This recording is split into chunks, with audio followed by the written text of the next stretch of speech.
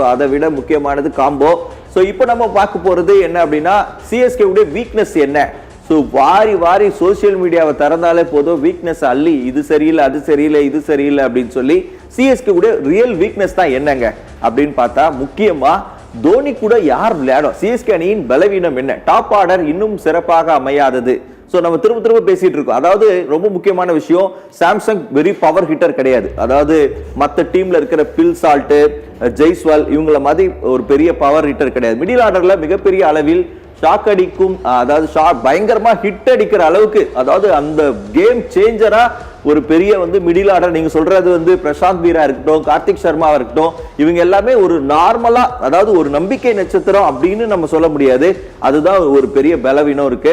So next நம்ம பார்க்க போறது என்ன அப்படின்னு சொன்னா பவுலர்ஸ் உடைய பட்டாளம். நம்ம பேசிட்டு இருக்கிறது இவங்க எல்லாம் பவர் பிளேக்கு செட் ஆவாங்க, இவங்க எல்லாம் டெப்த் பவுலிங்ல செட் ஆவாங்க அப்படின்னு எல்லா லெவல்லையும் போடக்கூடிய. நேத்து பாத்தீங்கன்னா நேத்து மேட்ச்ல பும்ரா எப்படி எந்த இடத்துல ஒரு போலிங் கொடுத்தாலும் ஒரு விக்கெட் எடுத்து கேமை சேஞ்ச் பண்ற அளவுக்கு ஒரு வருண் சக்கரவர்த்தியை போல ஒரு பவுலர்ஸ் இல்ல, ஒரு அதாவது ஸ்டார்ஸ் இல்ல மிடில் ஆர்டர்ல, ஒரு பெரிய ஸ்டார்ஸ் இல்ல மிடில் பவுலரிங்ல, அதாவது ரன்னை கண்ட்ரோல் பண்ணக்கூடிய அளவுக்கு ஒரு பெரிய ஸ்டார்ஸ் இல்ல அப்படிங்கிறது தான். ஜடேஜால இருந்தாங்க அந்த மாதிரி.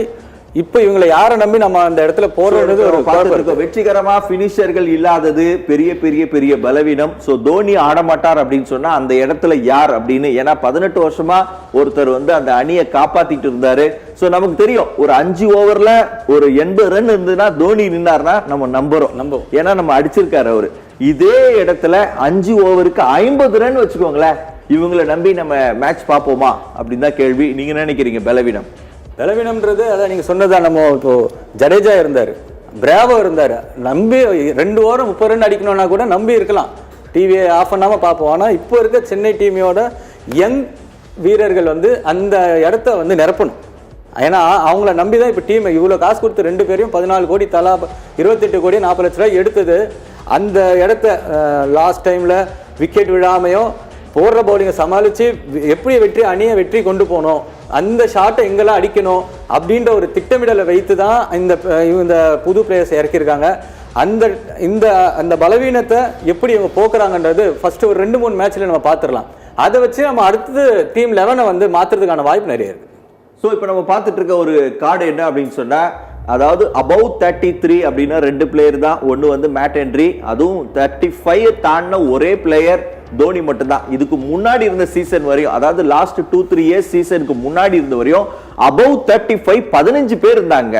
ஸோ நம்ம 25ல 15 பேர் 35 கடந்து இருப்பாங்க. ராபின் உத்தப்பா, ராயுடு, ரஹானே, இந்த மாதிரி எல்லாமே 35 அபவ் தான். அதாவது தன்வீர், இந்த மாதிரி பயங்கரமான 35+ டீம்ஸ் தான் டேடி ஆர்மி அப்படிங்கிறது தான். ஸோ இப்போ பார்த்தீங்கன்னா நம்ம பார்த்துட்டு இருக்கிற கார்டு கம்ப்ளீட்டா பேபி ஆர்மியா மாறிடுச்சு. டேடி ஆர்மில இருந்து ஒரு ஷிஃப்ட், ஒரு பெரிய புரட்சி பண்ணுமா இந்த பேபி ஆர்மி அப்படிங்கிறதா. சோ இந்த டீம்ல பாத்தீங்கன்னா எக்ஸ்பீரியன்ஸ் ரொம்ப ரொம்ப ரொம்ப குறைவா இருந்தாலும், ஆனா அவங்களுடைய வயசும் அவங்களுடைய அனுபவமும் எந்த அளவுக்கு கை கொடுக்கும் அப்படிங்கறத இப்ப கேள்வி.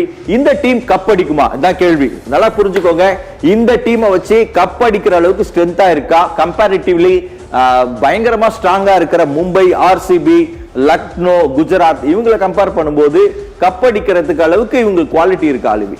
கண்டிப்பா, அதாவது நீங்க சொல்றது கரெக்ட் தான். ஸோ கப் அடிக்குமான்றது கேள்வி கண்டிப்பா 50% அபவ் வாய்ப்பு இருக்கு. எப்படின்னா தோனி பாத்தீங்கன்னா இந்த டீமை மென்டார் பண்றப்போ இந்த டீம் ஆல்ரெடி பாத்தீங்கன்னா இருக்கிற எல்லா பிளேயர்ஸும் பாத்தீங்கன்னா ரொம்ப காமன் கம்போஸ்டா எடுத்து வச்சிருக்காங்க. ஸோ யாருமே பாத்தீங்கன்னா ரொம்ப பரபரன்னு இல்லாம அந்த சிச்சுவேஷனுக்கு ஏற்ற மாதிரி ஆடக்கூடிய எல்லா இந்த 25 பிளேயர்ஸுமே அந்த மாதிரி ஒரு பிளேயர்ஸ் தான். ஸோ அப்படி பாக்குறப்போ இது கூட தோனி ஆடாம இந்த டீமை மென்டார் பண்றப்போ கண்டிப்பா இந்த டீம் நிதானமா அந்த 20 ஓவர்ஸ் எப்படி பிளே பண்ணணும்னு ஆடி ஸோ கப்பு ஜெயிக்கிறதுக்கான அதிக வாய்ப்பு இருக்கதான் நான் பாக்குறேன்.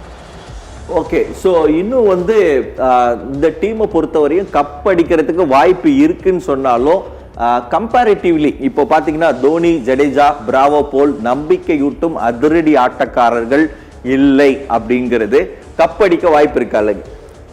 60% வாய்ப்பு தான் இப்போதைக்கு நம்ம சொல்ல முடியும். 40% இல்லதான் கண்டிப்பா சொல்ல முடியும்.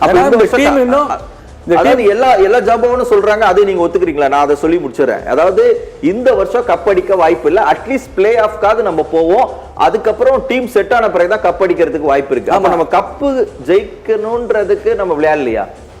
அதுதான் முன்னாடி பேசும்போது சொன்னேன், இந்த டீமை வச்சு கட்டமைக்கிறோம். இந்த சீசனை வந்து நம்ம சென்னை டீமையும் முழுசா கட்டமைச்சிட்டு ஃபுல் ஃபோக்கஸ் வந்து 27ல. அப்போ ஒரு பில்டிங்கை இடிச்சிட்டு திரும்ப ஃபர்ஸ்ட்ல இருந்து கட்டுற மாதிரி நீங்க ஸ்டார்ட் பண்ண போறீங்க. கட்டி பாதி முடிச்சாச்சு, இன்னும் கொஞ்சம் கட்ட வேண்டியதுக்கு தான் இந்த புது பிளேயர்ஸை இறக்கியிருக்கோம். ஸோ எந்த இடத்துல யார் இறக்குறன்ற இந்த சீசனில் வந்து அந்த நம்ம அந்த அனலைஸ் பண்ணிட்டோம்னா 27 அதாவது 2027ல் கண்டிப்பாக கப் அடிக்கிற டீம் முதல் டீமாக இருக்கு. ஏன்னா ஏற்கனவே சென்னை சூப்பர் கிங்ஸ் ஒரு டீம் இருக்கு அப்படின்னாலே மற்ற 9 டீமும் பயப்படுவாங்க. ஏன்னா அந்த மேட்ச் அதிக பேர் பார்ப்பாங்க, அவ்வளோ பவர் ஹிட் எல்லாமே இருந்தது. நீங்கள் சொல்கிறது 100% இல்லை, 200% எல்லாமே இருந்தது.